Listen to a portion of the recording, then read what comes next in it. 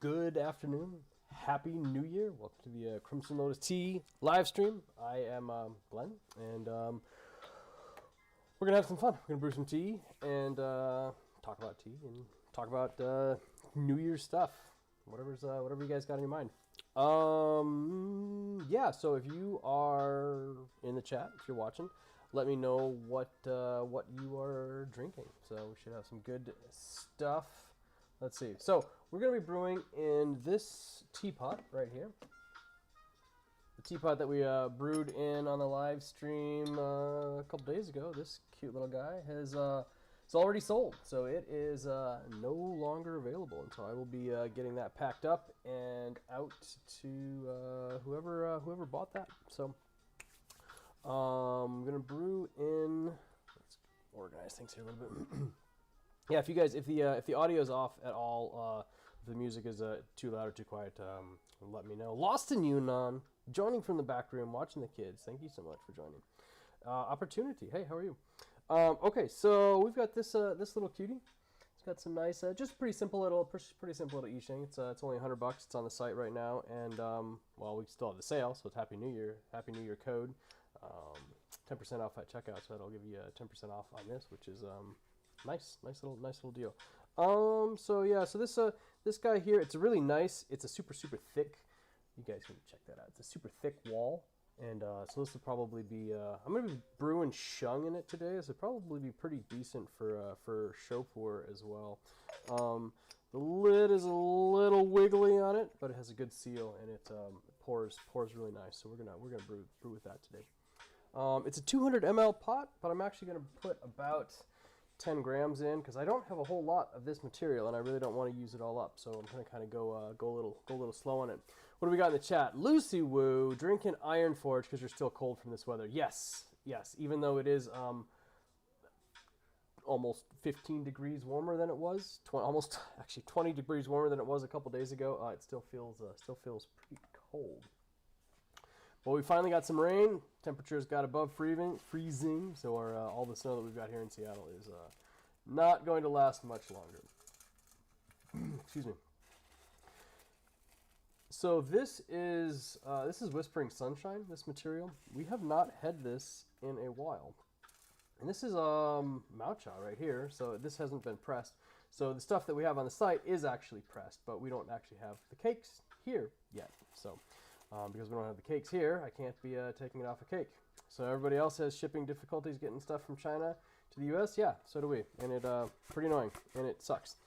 But we'll take a look at this. So this material is much darker than you see. These leaves are actually really dark. So this is from Bayingshan, and Bayingshan is probably one of the highest altitude places that we get from, which is why we one of the reasons why we labeled this tea Whispering Sunshine. I'll explain more as I go along. But this teapot's got a nice sound to it. Nice. It's one of the ways to tell how fired the clay was. Opportunity got some Love Potion Sprawl and Vibe coming tomorrow, and a Jade Rhino. Nice job. Yeah, prep a second order. Yeah, that's the real trick with shipping these days. Just buy a little something every month, and then just kind of forget about like that lag time, and then you'll just always get some tea every month. So kind of fun. One of the tricks. I don't know if that's a trick. It's just what you got to do. Hunter S. finishing off Slumbering Dragon 2019 sample this morning. Super unique. Love the passion fruit flavors. Yes, that is probably one of the most unique teas that we offer. Slumbering Dragon is unquestionably interesting. There we go. Chivek, Warp Diode. What's going on? Thanks for joining, guys. Will Thurston, hey, how are you? Let's see.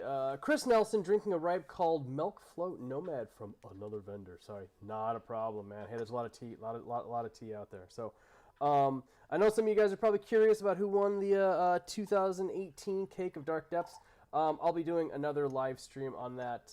Maybe I can do that. Maybe I can do that tomorrow. Tomorrow or Tuesday. We'll see. I'm not ready to reveal the winner yet, but we'll see, because that'll be fun. That'll be exciting. We'll do another little drawing. I'll brew up some of the old dark depths. We'll have another fun little time of it. Let's see. So, dragon egg shape, super cute. This one actually has, you know, like some really nice carving on it that's been inlaid with some black ink. But dragon's eggs are sometimes just a little bit tricky to get the tea into because of the narrow spout at the top, the narrow neck. So, but we'll get it good. Just takes a little TLC. Opportunity talks about passion fruit flavor of aroma in the. Hunter, tell people more about that. I'm not sure I've gotten that note as well. Sometimes there's some really interesting fruit-ish type things that come from Slumbering Dragon, especially Slumbering Dragon ages. So 2019, that was like 3 years ago. So that's had some time to age. And Slumbering Dragon just does really interesting stuff. It ages a little bit quicker than some of the other teas that we sell. Slumbering Dragon is just super unique. And we actually do have the 2021 Slumbering Dragon. It's on the site right now. We actually released it the week before Christmas. A little bit behind on getting some of the teas done. But hey, that's one of the difficulties of working remote. There we go. Since we ourselves haven't had a chance to get to China. Just makes things just a little bit trickier. There we go. I'm getting it. There we go. This is incredibly non-delicate. I don't think I could have done that any clumsier, but I got it. It's nice to warm up the teapot first, and when you put the teas in there, it just just helps to warm up. There's something about like that warm leaf aroma. Don't miss that. If you're doing going through sessions at home, if you're doing anything, just take an opportunity to warm the leaves before you wet them, before the wash. Just warm up the leaves, and there's a lot of times really amazing aromas that that can come out from that you might not actually get from the tea once it's actually steeping. Let's see. Hunter said, hey, maybe it was his storage. He brewed it up, turned out to be super, super, super sour, like eating a Sour Patch Kid or sour gummy on the first infusion. Yeah, there's some really interesting experiences that can come from it. He says, not astringent, but sour. Super weird, but loved it.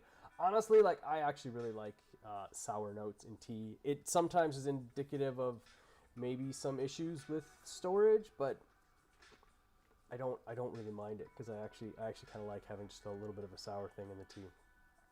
Lucy's Lucy drinks Slumbering Dragon all the time. Lucy says apricot or peach notes come through the Slumbering Dragon. Yeah, that's nice. Don Chaco, what's going on? Jet City Tea. Everybody's in this afternoon. Hey, well, Happy New Year. Happy New Year to everybody. We're brewing up some Whispering Sunshine, which we put onto the site. I only have it in Maocha. In fact, this is it. This is all I have left, which is why I'm trying to go just a little bit lighter on the leaf. So I'll probably have to steep a little bit longer to make up for it because I don't want to get rid of it because this is amazing. So Bayingshan is not the first tea mountain that we went to, but it's definitely one of the first. So the very first year that we went to Yunnan, we were only able to get to, let's see, we made it to Jingmai, we made it to Bulong, we made it to Yiwu, we made it to Kunlu, made it to the Monghai area. What was that other mountain? I can't remember it. There was one mountain, and then we did get a chance to go up to Bayingshan. The reason why we went up to Bayingshan is because I had this tea that was from Bayingshan, and I just really liked it. And Bayingshan's probably Zhangcheng. That's the first mountain that we went to, Zhangcheng, and that's not even a really well picked mountain or well used mountain. That's actually pretty remote as well, and we haven't had a chance to even get back there. It's a little bit too remote for the way that we go, and it was actually pretty tricky taking the roads to get down there. There's like nothing. Generally, a lot of the stuff in Yunnan, you can kind of like go like a circular route, almost like a clock, kind of go from Kunming all the way down to Monghai, hit a bunch of villages that way, and kind of like do this like circular route.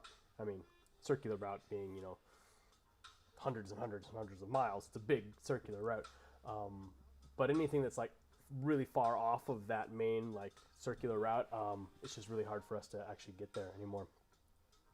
But so when Lamo and I got married, her parents sent us 2 tongs of tea. It's kind of almost literally what we started our business with, like making tea tastings with these 2 tongs, selling the 2 tongs, you know, like or selling the cakes from the tongs, breaking them up into samples, doing a lot of local tastings and stuff. One was a pu-erh from Kunlushan, and the other was a pu-erh from Bayingshan. And so automatically, like these teas had a really strong emotional connection to us, because they were gifts for our wedding. We had a lot of like tea with them, and it made us like hyper focused on going to those places. The first place we went to was Kunlushan to get more of that. Turns out that pu-erh actually wasn't from Kunlushan. They had just used the name because it was the biggest mountain in the area. So that was kind of a funny early realization. It's just like, oh, okay, well, like people aren't always entirely honest about where like their teas come from. But it actually was still a really good tea. And yeah, and so then we also wanted to go to Bayingshan to check out the Shangpu'er. Warp Diode says, hey there, how would you say the China side shipping for you changed this last year at all? Because in the EU area, it looks like shipping from CN becomes faster and they can buy many packs. Actually getting it, the process to get from China to the US is relatively quick. It's just, I mean, like, yeah, in fact, I mean, like, actually getting from Shanghai to San Francisco, which is primarily where they go, is not the difficult part. It's the wait time in Shanghai as they're waiting for the next plane to get filled up, and then the actual wait time in the U.S. Almost all the wait time right now is in the U.S. Like the U.S. has completely dropped the ball on infrastructure for international and national package delivery.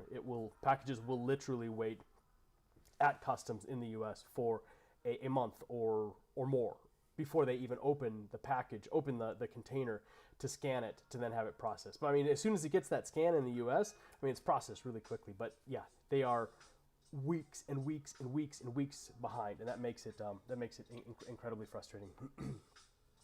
So, wow, that's super fresh and sweet.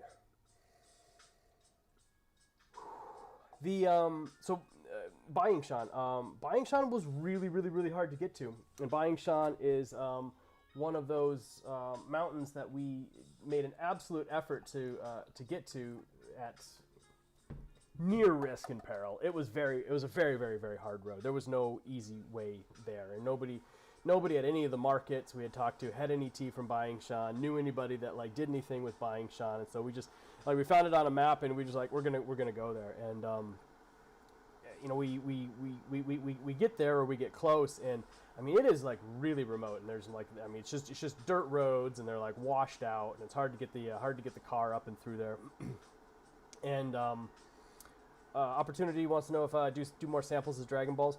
Yeah, we didn't get a chance to actually do that with the material last year, so it's just one of the things that we had to sacrifice. But we do have plans for doing more Dragon Balls.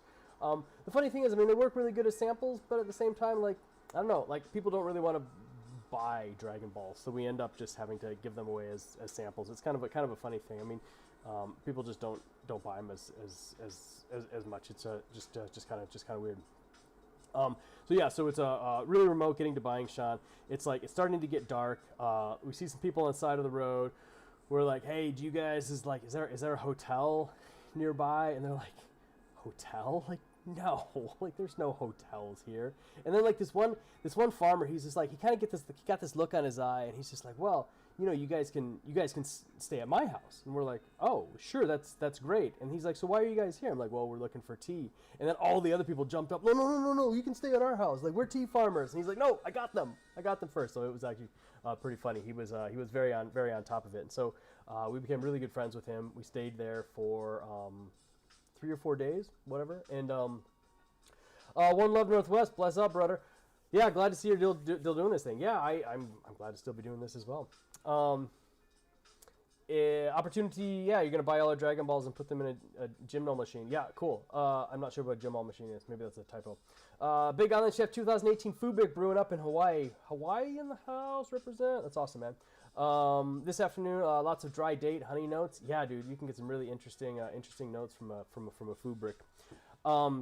Right, so we finally get to Bayingshan. This farmer is super nice. Lets us like stay in his home, and he's got tons of like pigs and goats and chickens, and we just had a ton of fun learning from him. And so he's got this really amazing garden, and he has like at least like 5 or 6 different like very unique particular varietals of so Camellia sinensis assamica being like the main varietal, and then like sub-varietals under that, and really amazing. We learned a lot from him. He had worked at he worked as quality control at a local pu'er processing place before it went out of business, and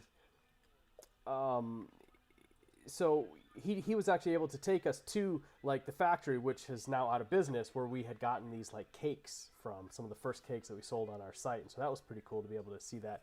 A lot of really amazing, like really like giant, like old growth pu'er trees. I mean, like big ones, like, you know, two people couldn't, you know, like reach around it and get their arms around it, like really like big old trees.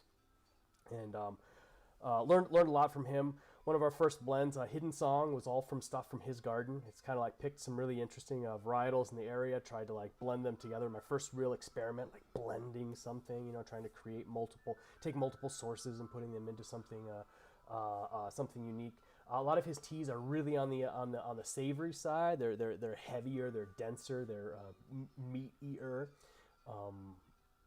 Yeah, a lot of good like strong like umami notes. If you guys have had Hidden Song, you'll know what I'm talking about. But then he had this one other varietal called dabayaka, which just means big white leaf, fat white leaf, big fat leaf, something like that. Yeah, big white leaf, big white buds. I think, I can't remember.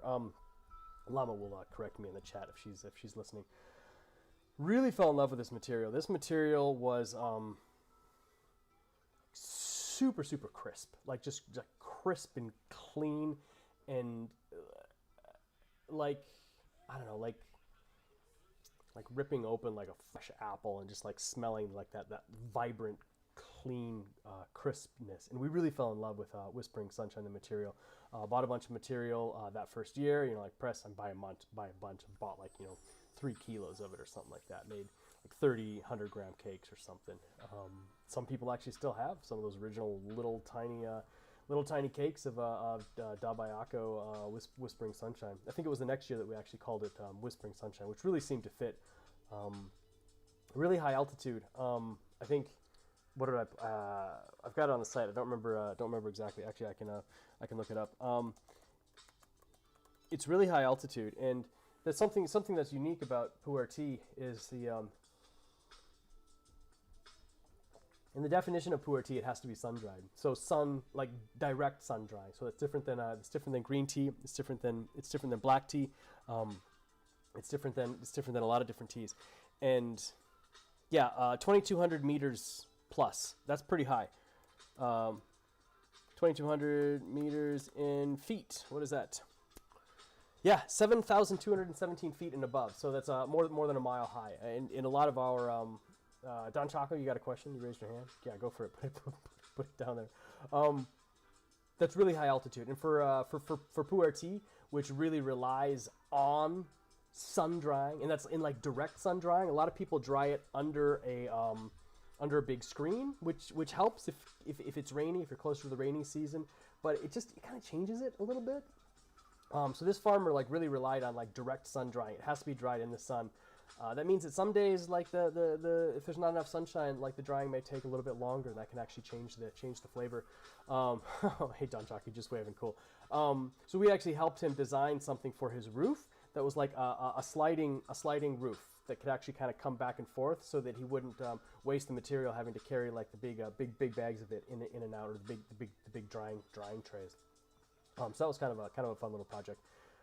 But yeah, the sunshine plays an absolutely important role in pu'er tea, and it is arguably one of the largest things that differentiates pu'er tea from other teas, is the fact that it is dried by the sun. And you know, you got to think. I mean, if you're closer to the sun by 1,000 or 2,000 meters, not 2,000 meters, but if you're closer to the sun by, you know, like 500 or 1,000 meters, if you're that much closer to the sun, the sun feels different. I don't know if you guys have spent much time at high altitude, but you know, like when we're at Lamu's place in Shangri-La is like 10 to 12,000 feet in altitude. Like the sun feels different up there. You know, when I spent time with her in Lhasa in Tibet, you're literally 3 miles closer to the sun. You know, if you're used to living at sea level, the sun just feels different. You know, you've got, you know, like 3 miles of atmosphere that are no longer there anymore. And I really feel it makes a difference. Makes a difference in the tea.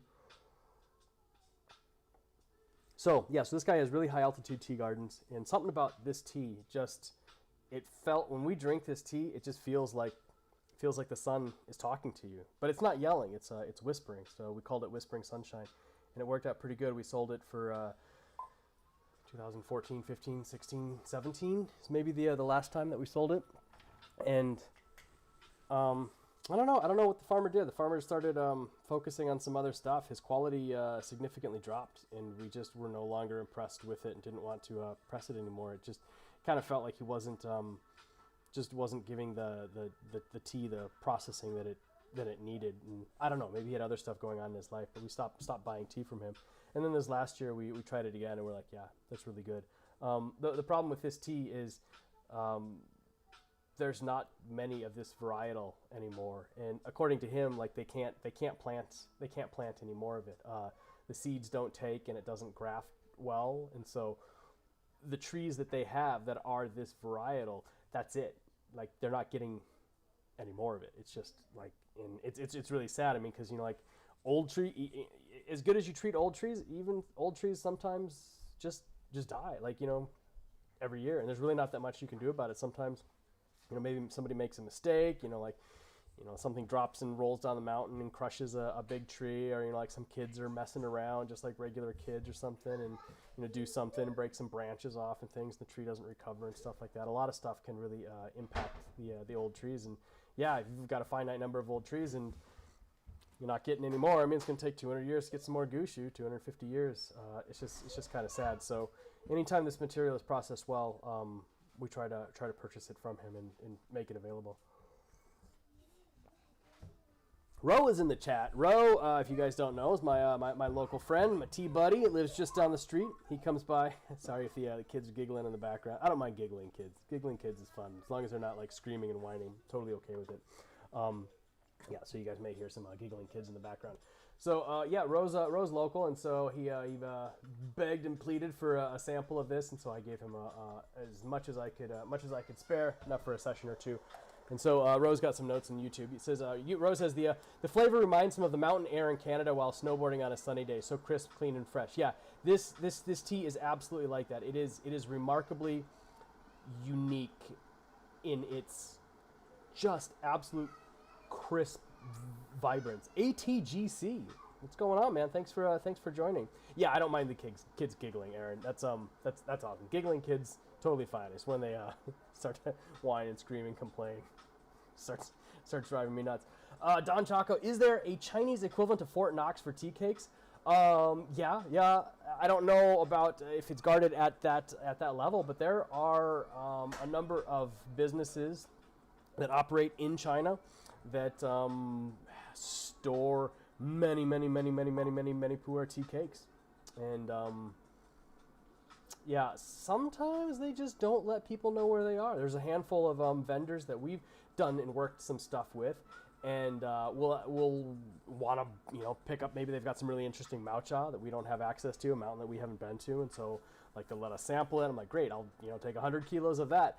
And they won't let us know where their warehouse is. They won't let us know where their factory stuff is because they really want to keep it protected. You get some weird, interesting little like gang type stuff in China, and the tea biz in China is really gangster. It really can be. And so there's some people that just feel the need to sneak into somebody else's warehouse and burn it down or something like that. So you see stuff like that every now and then. It's pretty frustrating. Opportunity. How many cakes in a tong of Emerald Sea? So for tongs and our cakes, we go with 5. Five makes sense. Just visually that stack. So it works out to be exactly one kilo. So 5 200-gram cakes. That's nearly what we do for all of them. Yeah. No, this tea is no, this is really nice. And this is one of those teas like if you understand what this tea is, if you get it. If you drink enough of it that you learn the yun, as they would call it in Chinese. Yun is just, I think the Western equivalent would be gestalt, just kind of the combination of everything that comprises almost like a sixth essence of what that tea's core is.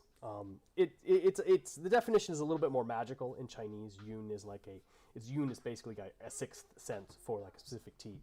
Like if you understand a mountain's yun, then you can drink a tea from that mountain that may not taste like any of the others, but if like that yun just calls to you, then you'll know immediately that tea is from there. And so like once you understand the yun of this tea, yeah, you'll be able to drink it and immediately know like, yeah, I know exactly where that tea came from. And I like this tea's Yun. Just Yun, Y-U-N, would be how it's done. I forget the Chinese characters. You can have Lamu post it into the chat later or something like that. Yun is an interesting idea. You'll hear people talk about that in the tea markets in China a lot. You know, like they'll be drinking some tea and like, oh yeah, like I recognize this Yun, and then you know, like they'll be able to figure out exactly what mountain that tea came from just based on the essence. All right, this is nice. This pot actually really helps to really kind of mellows it. I think this is another one. Like if I brewed this one in silver, it may be a little too much, since this tea is already so vibrant and high and peaky. I think if I brewed this one in silver, it might be just too much. Put it up to 11 or 12. So I think working in clay is really nice. Just kind of mellows it out a little bit. This is also a tea that really wants to just be pushed really hard. You can push it as hard as you want. Just steep it, and it'll be happy. Lamo, I got a little tea here for you if you want a cup. Lamo's gonna need a quick little tea break with all those kids back there. We were talking about Yun, Tea Mountain Yun. Gary, you gotta be quiet, buddy. Daddy's doing a tea tasting, okay? Can you be quiet, please? Thank you. Well, Mom will let you have a little sip of the tea if you go over there, okay, buddy? You gotta go back to your room. Thanks, bud. Aaron Ward, yeah, what are we drinking? So this is Whispering Sunshine. This is our 2017, nope. This is our 2021 pressing. And we pressed it late. We pressed it in autumn, and it actually only made it up onto the site just about a week before Christmas. So it was a late release, a little bit of a ninja drop, and put it onto the site. And so yeah, this is the first chance that we've had to take and do like a little live stream and drink it. Hey, Gary, buddy, you got to go back to your room, okay, bud? Thanks, buddy. I try to coordinate tea tastings during kid nap time, but a little bit of an overlap. Christopher Lopez drums, brewing the way in his award-winning 8-ball pot. Yeah, speaking of tea contests, final entries for the winner of the 2018 Dark Depths cake. We will probably do a live stream maybe tomorrow or worst case Tuesday. Like I said, I try to coordinate live streams when the kids are asleep. Just seems to work out better that way. But they will be going back into school, preschool actually, starting tomorrow, weather permitting. Yeah, if you're in the Pacific Northwest, we've had a crazy snowstorm, and but thankfully temperatures are above freezing now, and there's rain coming down, which isn't snow, which means it's just washing everything away. So it's super easy to use the roads again. But yeah, so tell me what you guys did on New Year's. Do you guys have any typical New Year's celebrations? Anything fun that you guys do on New Year's Eve or New Year's Day?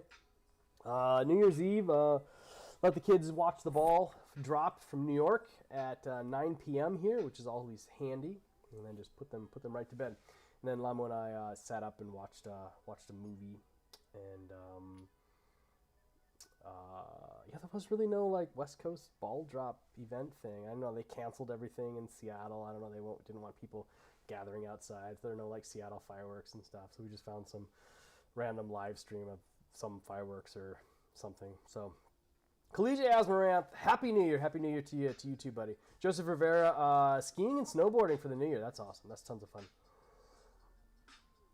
However, one of the things that we do on New Year's Day that we started making a little bit of a tradition about 5 years ago is we like to do polar bear plunge. We like to go down to the Puget Sound, which is nice and frosty this time of year, and we like to jump in it with a bunch of other people, and that is a ton of fun. So there's a nice little city right next to our house, about 5 miles west of here. It's called Edmonds. Edmonds is a really cute little town. We're about 15 miles north of Seattle, and cute little town. So everybody meets up at this local bar, and the bar gives out a bunch of free beer, and then everyone just like gets in a big parade, like 500 people get in a big parade, and they parade all the way down to the beach. And yeah, they strip down to their swimsuits and do a little countdown, and everyone just like runs out and goes for a nice quick little frozen dip in the water. And yesterday was incredibly cold out. It was very, very cold out. But yeah, the water was actually 15 degrees colder than the air, so it was technically warmer once you got into the water, which is kind of a really, really hilarious thing. I mean, obviously having it touching you all over the place is a bit of a shock, but yeah, Joseph Rivera, free beer. You just have to jump into a frozen Puget Sound. Pants 404. Do we have many offerings pressed from Age Mountia? Apologies for not being more familiar with your products. When we can get them, we do post them on the site. So we have a handful of things. There's a couple Changtai offerings that we have from 2003, 2007. We've occasionally pressed some material from Jingmai in 2008, although we have that Maucha on the site. Sometimes if the tea is old and it's Maucha and then you press it, it just kind of loses something. So when we can find older stuff that was pressed in that year, we'll go with it. We've got an interesting tea that we call just Chitsu Ping Cha. It's from 2014.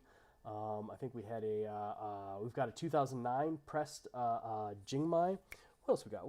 Let me look on this site. We try and make it pretty easy on this site. Like if you click on Sheng Pu'er, you can see all the teas from 2010 and 2004. You can see all the teas from 2011, 2020. We kind of try and break things up a little bit that way. Yeah, 2009 Jingmai, 2007 Changtai Menghai. Troublemaker. Troublemaker's pretty nice. Troublemaker is from 2006.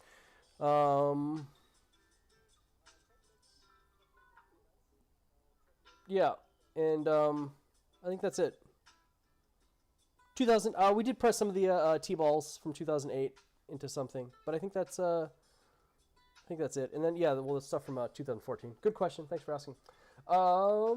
Let's see, what do we else missed out on this? Oh yeah, New Year's was watching fireworks over the ocean, drank a serious session of right Big Island Chef. Yeah, that sounds like the way to do it. We didn't have a whole lot of fireworks in the area. Had some little poppers and stuff that the kids popped off, which was kind of fun. Yeah.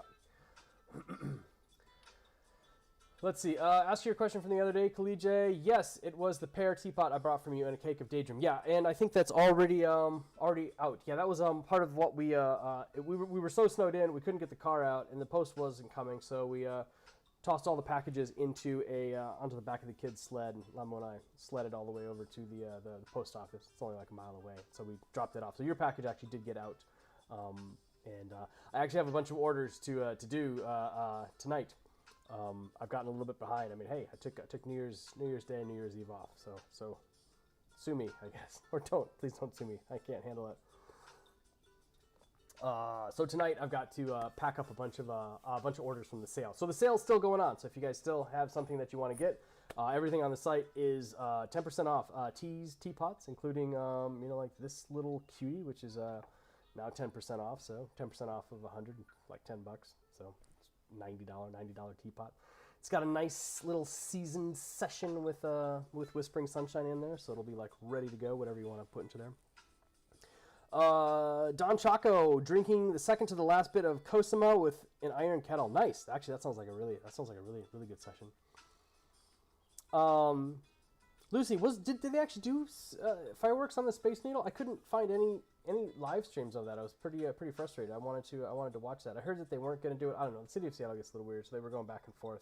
Last I heard is they weren't going to do anything. So they actually did fireworks at the Space Needle, because I was trying to find a stream of that. That's what we were gonna watch, but all the links I found were just saying like they weren't going to do it or something. Just Joan, what's going on? Another local tea friend. Lives just north of us. Thanks for joining. Happy New Year to you too. Don Chaco had a great first session with Moon Princess. Nice. Yeah, no, that's really good stuff. Wait, let me get to your comment. Pants 404. Considering Troublemaker through recent order but didn't get it. Super happy with Crane Gang you picked up though. Yeah, has Crane Gang come? Has it arrived? Is it still on the way? Crane Gang's really turned out better than I could have expected, especially for that price point. Super happy with that.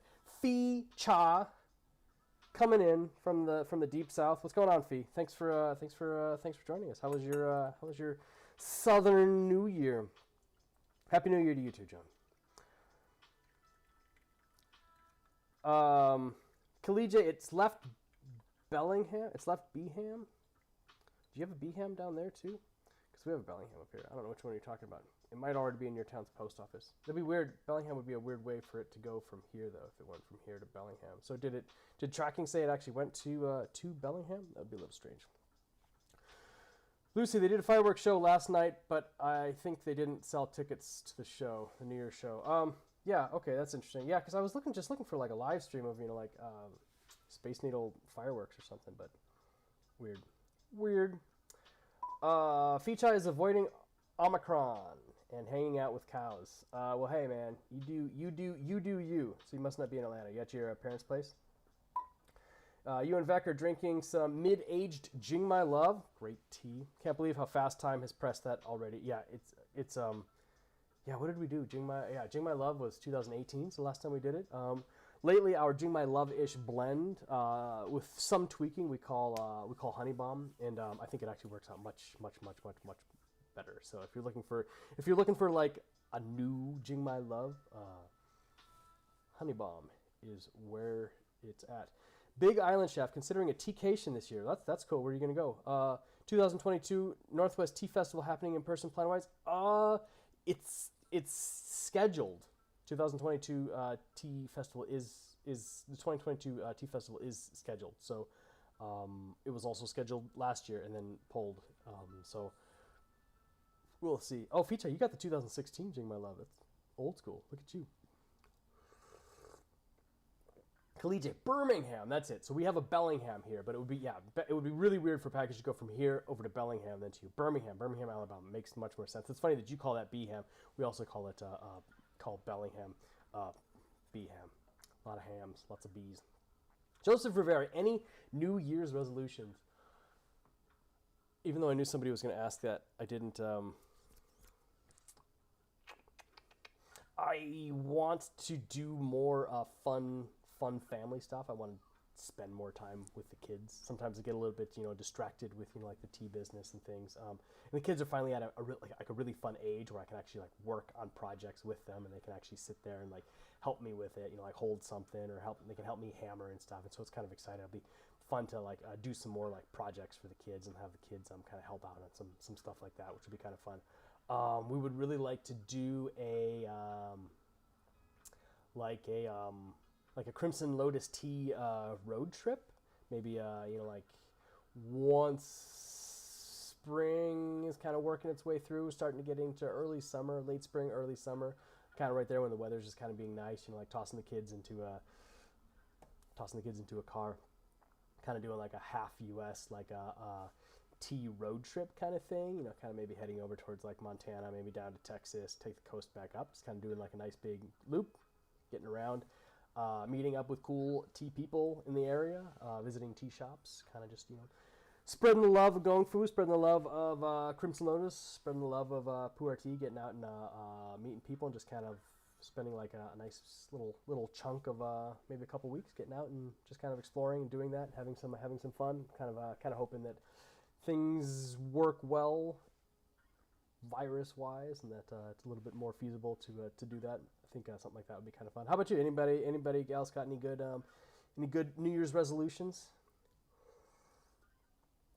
Collegiate, Honey Bomb is good. Yeah, Honey Bomb is really good. Forge work. Yeah, you can do some. You gonna get a forge going?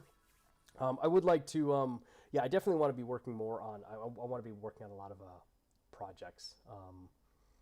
Sometimes they don't necessarily tie into Crimson Lotus tea stuff, but I definitely need to. I need to keep busy. I need to keep busy in my shop. There you go. There's New Year's resolution. I gotta kind of clean up my shop. My shop gets a little bit messy since it's so cold out there. I don't want to spend a lot of time out there, so I go out there like make a mess, get done what I need, and then I don't clean up the mess. So, been having some fun with a 3D printer. So I got a 3D printer last year. Been like making some more stuff with that. I really kind of like. I'm always trying to keep learning new stuff, learning some 3D design, 3D modeling, and stuff like that. And, nothing specifically tea related yet, but I may be able to segue that into some interesting tea products if I can figure out how to make something fun with that. Maybe I'd like to maybe try doing some more maybe buying like a small kiln, doing some tea pets, some little like custom cups and stuff here, just some like interesting stuff that we can post on the site. People would be interested in. Yeah, it's just I don't know. It's not on like the A list of priorities, but it's definitely on something that I would really like to do. I've got a ceramics background, so I'd be really excited to be able to kind of do some small, like like one-off, very like unique, bespoke teacups and things for some nice going through stuff. Don Chaco, your New Year's resolution is to focus on traversing CA nature. Is that Canada or California? I can't remember where you're from. I think you're from California, right? Everyone wants to go abroad so quickly you can manage your own state first. Yeah, I guess you're California, especially with the past fire show. Yeah, that's the funny thing. Is just like everyone looks outside of their country. They're like, oh, well, I want to see the world. I want to travel and do this. Like, I spent a lot of time traveling the world and then realizing like I've not really spent a lot of time like exploring the U.S. And the U.S. is incredible. Like there is so much opportunity in the U.S. and the U.S. is so big, so much stuff to see and do in the U.S. If you want to just get in a car and you're a little bit adventurous and you just like go out remote, like it's incredible. It's absolutely incredible. Like how much opportunity is available in the U.S. And so. I think it's being able to focus more on U.S. adventure travel is a good resolution. Absolutely. Aaron Warren wants to make a legit tea table from burl. Got the router set up. Just got to find a slab. So speaking of that, when we were doing the polar bear plunge down at the beach yesterday, like as I walked onto the beach, like I stepped on like this chunk of wood and I looked down at it and I'm like, that's a tea table, like right there. It was like a really nice like slab of like driftwood, and I'm like, that is gorgeous. So I actually have it sitting right over there, drying in front of the fireplace. Now, I mean, since it is driftwood, I'll need to soak it in a bleach solution for a while to really just kind of like kill anything that's going through it, and then give it a nice big dry. But like this thing here, like I think I could actually like really cut like a really nice table into the surface of it, and it'll actually be like a ton of fun. Ficha, easier with 3 kids. I only have 2 kids. I don't have 3 yet. Yeah. Don Chaco, 30 minutes in any direction for you live is beauty. Same thing with Seattle. Like, well, except if you go west, because then you're just 30 minutes in the water, but that's still beautiful as well. But yeah, 30 minutes to an hour, like east of here, I can be in legit wilderness with, bears and mountain lions everywhere. And that's ton of fun. So much amazing opportunity out there. Some fun old ghost towns up in the Cascade Mountains as well. One that may be of interest. I thought it was of interest. I've not actually been to the ghost town itself, but I've seen the mountain. Monte Cristo, like the sandwich, Monte Cristo, the Monte Cristo silver mine way up there. Huge bustling town 100 years ago, and it's literally like 10 fallen down buildings left. It was one of like the largest mining claims in America at the time. Tons and tons and tons of money like went in to build that town, build that infrastructure. It was Rockefeller. Rockefeller owned the whole place. It's literally nothing now, like 5 worn down buildings, just literally like way out in the middle of nowhere. Funny enough, Trump's grandfather got his first business deal there. That's where he got into real estate, ran a hotel / brothel. So some really interesting like local Trump / Rockefeller old school connections in the mountains out here. Ficha, you imagined that we had an extra kid? I don't think Lamu could handle an extra kid. I don't think I could handle an extra kid. We could do it. We could make it happen. But it's yeah. Ficha says there's a video game about Washington Ghost Town a while back. You're trying to recall. It would probably be Monte Cristo. Like that's it. Like that's the big one. That's the big one. And it was nice. I mean, it was just like it helped build Everett, helped build Seattle. Like there was a nice like train like straight from Monte Cristo down to like silver processing places in Everett. They just they couldn't. The mountains around here are too. They just shift too much. The rivers just at a whim can just shift their flow by hundreds of feet in every direction in a single season, just wipe out like bridges and any infrastructure. It's very tough unless you're really intense on the engineering challenge of building something, and then the money to actually like maintain it. And so, you know, like 1 or 2 bridges washed out, and then it just wasn't financially viable to continue keeping things going. Fascinating history. Lots of mining ghost towns around. We hiked to some of them. There's usually not much left. I mean, you'll be hiking in the middle of nowhere, and what was hilly is now kind of like flat in section. And you're like, okay, well, I guess there was a town here. You know, maybe you'll find like some train track on the ground or something like that or something. But they're the ghost towns are pretty much stripped clean, super abandoned. Rose, let's see. Joseph Rivera's resolution is doing more yoga and meditation. Mental health is important. Yeah, mental health is good. Yes, this is the time. This is the time to get a handle on your mental health, because I don't think 2022 is going to get as great very quickly. So it will be what you make of it. Is I guess that's the best way to put it. So putting your mental health first is yeah, absolutely. Rose resolution is to drink tea at least every other day. Got obsessed with school last quarter and went nearly 3 months without drinking. Man, what's going on, man? School's the perfect time to drink tea. You need some. But hey, I guess it worked. You said you got a 4 point. You got a 4 point in school. Congratulations, Rose Goon, doing a really good job on that. Collegiate Asmaranth. Never makes New Year's resolutions. You make mini goals every now and then, but never get a New Year's resolution. I totally get that. I feel that way. I feel that way sometimes. It just, there's also like this like intense like obligation, like once you've made that resolution, and then the almost inevitability of when you're gonna like break it, and then like the absolute guilt that goes with that. So if you just never make a resolution, then you never get that guilt. I understand that too. Yeah, collegiate U.S. is huge. It's pretty much a quarter of the world. Maybe. I don't know. I don't think it's a quarter of the world. Maybe an eighth of the world. I'm trying to think. Yeah, if you sectioned 1, 2, 3, 4. I'd say an eighth of the world. A quarter would be closer to like Russia size. Russia is just absolutely massive. But no, the U.S. is big. U.S. is big. I mean, if you said like North America, then it would be much closer. But Feature, that happened to you too. It's hard to remember to pull out the good stuff when you're not hosting people. Yeah, that's an interesting thing. It's you know, if you're the type of person that likes to socialize around tea, and you like to have tea, and you want to have tea sessions and share it, if you can't do that because of, you know, like viral obligations, it makes it so you just kind of want to store your tea. It yeah, totally makes sense. Collegiate, how much would a cake of Jade Rabbit be after the 10% off? I don't know. I'm not a mathologist. What do we got? Like $79.99. 10% is $7.99 off. So I mean, roughly $8 off, something like that, right? I don't know. Who's the math? There's somebody in here who's got to be better at math than me. $72, $71.97. 72.01, something like that, somewhere around there. I don't know. Yeah, it's like $8. You know, it's not a lot, but it probably would cover shipping.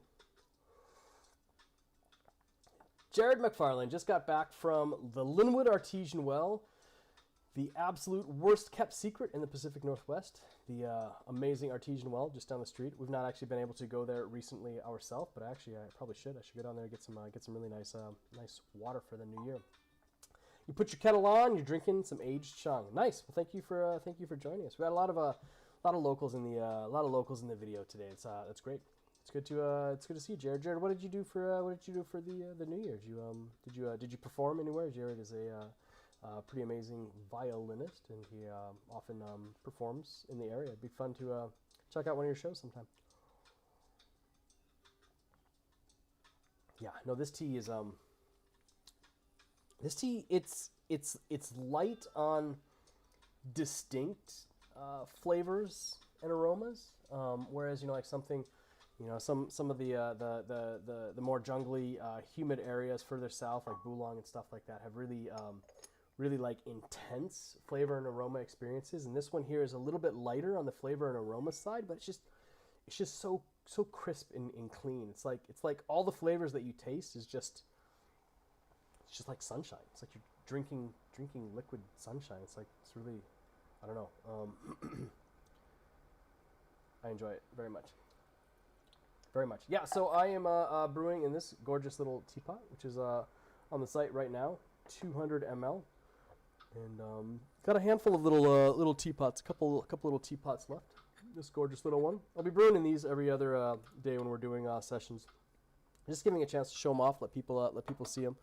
One or two more around. Really nice clay. All I Ching. So, Sue Adams, what's going on, cousin? Happy New Year to you. Thanks for joining. Another local. Jared McFarlane almost had a New Year's gig, but you were mostly sleeping. I did plenty of sleeping as well. In fact, I'm glad that the Polar Bear Plunge was at 1 p.m. because there was no way I was going to be able to. No way I would have been able to get up much earlier than that. We actually were down there like by 11, but yeah, of course, kids make things a little bit trickier because they wake up really bright and early and they are super hungry and they expect to be fed. Pu'er Tea Dragon, joining from the UK. What's going on? What do you got? You got some new tea brewing? Actually, it's late. What is it? 1 p.m. over there? You got some late tea going on? Collegiate bought the pear one. You're right. Collegiate bought the really nice hand carved pear I Ching. So if anybody had their eyes on that, sorry, Collegiate's got it. It is on the way. Actually, it's probably pretty close to you. Sue Adams, your kids would love to do that sometime. The Polar Bear Plunge. They only like cold water baths. It's got to be something in the family, right? It's our Viking history, our Viking blood. So we've got a little hot tub in the backyard. Took the kids out last night, which was great. Hot tub in snow, so much fun. I told Gemma and Gary, I was like, I'll give you guys $1 if you run out into the snow and do snow angels in their swimsuits. And they were both like, yeah, okay, we'll do it. And they just ran out there and just jumped in the snow and they're doing like snow angels in the snow. And I'm like, look at you. And then they came running back in, jumped into the hot tub. And I thought they would be like one time only, but they just kept jumping out of the hot tub, running back out there, doing some snow angels in the snow and coming back in. I was like, nice. Feed shots, going back to listening to the stream on Vex. Just wanted to say hi. Awesome. Thank you so much for saying hi and joining in. It's really good to see you guys in the stream and chatting with you guys. Collegiate loves the cold. I love the cold as well, but I also like to be warm. Maybe it's just the older you get. I mean, I'll do the polar bear plunge and stuff like that, but I guess as long as I let my body adjust, I can really enjoy winter. Because I generally like to wear bigger clothes. I really like hoodies and pants and stuff like that. And so, being in the Pacific Northwest, it's almost always hoodie weather, which is great. Perfect for my style. I wouldn't be able to probably dress this way if I lived in like Miami or something like that. I'd have to get some nice like mesh tank tops, change my style up.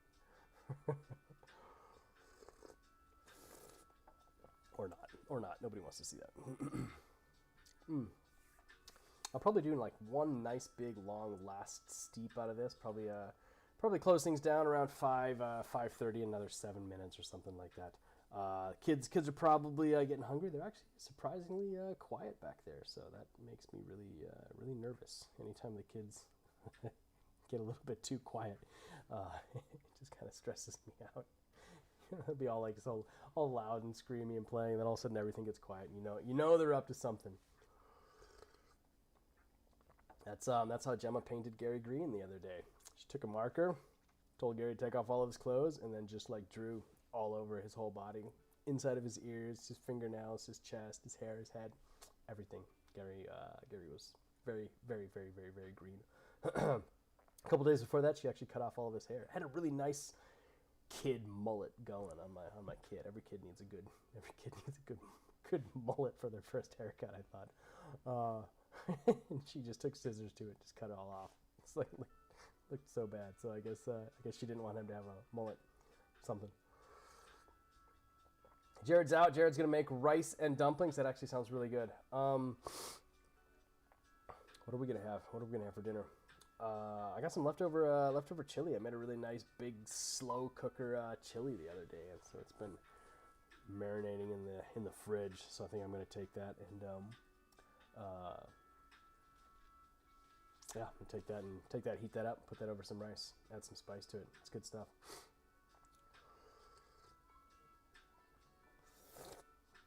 Oh, this is nice. It's really nice. Yeah, I'm excited about the new year. You know, got rid of 2021. 2021 wasn't much better than 2020, sadly. But I think it really helped people to focus on what is important in their lives, and so we certainly had the chance to do that. Definitely spent a lot more time focusing on family. Really hope to be able to do that this year as well. So. And yeah, shipping stuff is still really tough, really awkward. Sorry if you've got long-term packages, you know, like waiting to come from China. It drives us nuts as well. I absolutely hate it. Really just wish things were working better. And you know, like hopefully they will. Hopefully they will this year. It'd be really nice to see some improvements in that. But if you're ordering from the site right now, current averages is like 2 to 2.5 months, so it will take a very long time. And like I said earlier, a significant portion of that is just waiting on the infrastructure on the U.S. side, just waiting for it to get through customs. Let's see. Yeah, Emily. Yeah. That's the price we pay for silence. When the kids are quiet, it's great, but they're always getting up to something. Good. You guys are gonna go grab some Thai food? That actually sounds awesome. Yeah, just swing down to Linwood, drop off some off for us as well. I'm kidding, but that does sound awesome. Yeah, we should meet up in person soon. Let our kids get in trouble outdoors or something. Pants 404 chili sounds good. You made one with beef ribs and it was a winner. That sounds amazing. Yeah, I usually basically just toss whatever meat we have left over. You know, there's some steaks that have been sitting in the freezer too long. You know, grill them up, toss them in, let them slow cook in there. Some sausages, whatever. Patas de pollo. Hey, it's been a while. How are you doing? It's good to see you in the chat. I'm probably just got a couple minutes left, but yeah, send me a PM. I'd love to hear what you're up to. Joseph Rivera, glad you're all stocked up on tea. Yeah, well, the real trick is just buy a little something every month, and then you'll always just be getting tea packages. You never have to wait. Just kind of forget it. Buy something 1 month. Yeah, buy something the first week of every single month, and then the first week of every month. Once the lag thing takes effect, you'll just get a new tea package. It'll be like it just came just like that. That's the real trick. It's a pro tip. Pro tip. Just don't stop buying tea. Jared McFarlane, chili is good in this weather. Yeah, chili is absolutely good in this weather. After we got back from our little post office run in the snow that we posted the other day, it was great to have some chili. Bake some potatoes, put some hot chili over it. So good. Big Island Chef just got an order from Yunnan, 58 days in China and 9 days in the U.S. It's the Post Messenger T-Horse Road. Yeah, I wouldn't be surprised if that actually was significantly more in the U.S. Because once they scan it in the U.S., it's already been in the U.S. for a really long time. Like once the tracking from Shanghai says, you know, like airplane received it, it's gone. It's gone from China, and it's actually in the U.S. Just a handful of days, a handful of hours after that. Just the length of the flight. But they pull these containers off of the plane, these bins, and they just stick them in the warehouse, and they do not scan any of those packages until they actually have the capacity to push it all the way through customs. And so once customs is like, all right, we're cleared up, give me the next bin, they open up the bin, scan it all in, and that's when it looks like it arrived in the U.S., but it's actually been sitting there for a really long time. But yeah, China Post T-Horse Road, postmodern T-Horse Road. Yeah, exactly what it is. All right, what do we got?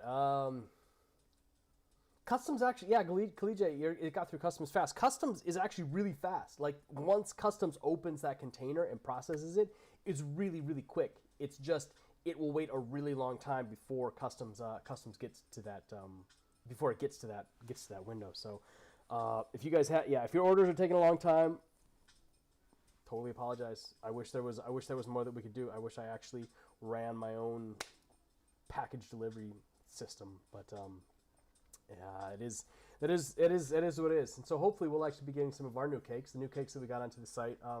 Yeah, 2021 Dark Depths is on the site. New Dark Depths is on the site. Whispering Sunshine is on the site. The new Slumbering Dragon's on the site. And what was the other one? The last one that we pressed. Our late fall pressing. Oh yeah, this really fantastic show pu-erh from Pashashan. If you guys have been ordering something from the U.S. around Christmas time, I took some of the Pashashan Lao Chateau, packaged it up, and sent it out to you as a special Christmas sample, and that is really amazing stuff. The pasha shot, especially the lao cha cho, is just so smooth. It just brews and brews and brews and brews and brews. It's like silk. It's great. So if you guys want a really amazing, very unique single origin show pour experience, the pasha shan show pour that we've got pressed up is really good stuff. Pants 404, your last order arrived in Australia after 3 weeks. The same USPS has halted shipping to Australia as you're waiting for a few things from other stores. Everything's just messy right now. It's just like it's easier just to like not ship stuff. I didn't realize that the US had stopped delivery to Australia. It's tough. Hoping 2020 infrastructure stuff all gets cleared out. It's pretty difficult in the US right now. A lot of individual packages and package delivery inside of the US and big shipping containers and stuff is all just slow. Pants 404, definitely tempting you to order some of the Whispering Sunshine. It's really nice. It really is. It's just I'm really happy that we were able to get more of it this year. Like I said, we got like less than 20 kilos of it. Like that's it. That's all the trees could produce. Really happy to get some more of it and get it pressed. Maybe I'll do a little tea tasting. I'll bust out some of the stuff from the very first year, brew it up from our I only have maybe 100 or 200 grams of that pressed left, so maybe try it how it is. It's nice. It's really nice, and we've only got pressed what? Yeah, so bad at the math. What is that? 5? Less than 100 cakes of it. So there's really not that much of it. Tell those trees to grow better. Yeah, Alex, you get on that. I'll pass the message on. Trees, grow better. Collegia, yeah. It's using more shipping options. Everything's tricky right now. There's a lot of places that DHL is having a ton of issues. Like getting stuff out from China. Even into the EU. The EU's giving tons of extra scrutiny and pain to DHL and not letting DHL get stuff through. It's we have a handful of options from China. EMS, ePacket, SAL, Air. Dude, everything's just awkward right now. I mean, there are no really good single solutions.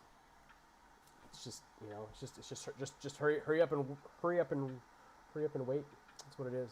Yeah, it's been a little tricky. We've had handfuls of conversations with DHL, and it just never really looks like it's it just never really seems like it's worth the hassle. So I don't really know what to do. It's every quarter, we have a conversation with them, we talk about it, we look at options and stuff, and it just never really seems like it's that, for the price, that much better than just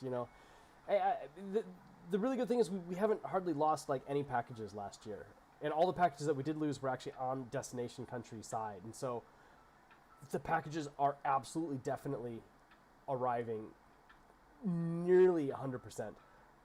It's just slow, and so we just try to really communicate that ahead of time, let people know it's hey, your package will arrive, it's just not going to arrive fast. I mean, Yunnan's remote. Yunnan's a really remote area of China, and it's just everything adds up. Anyways, let's see. Yeah, Alex, hop in the car, drive over to Seattle. It's just what is that? Just 20-hour drive for you? 18 hours? You could do it. Get some tea.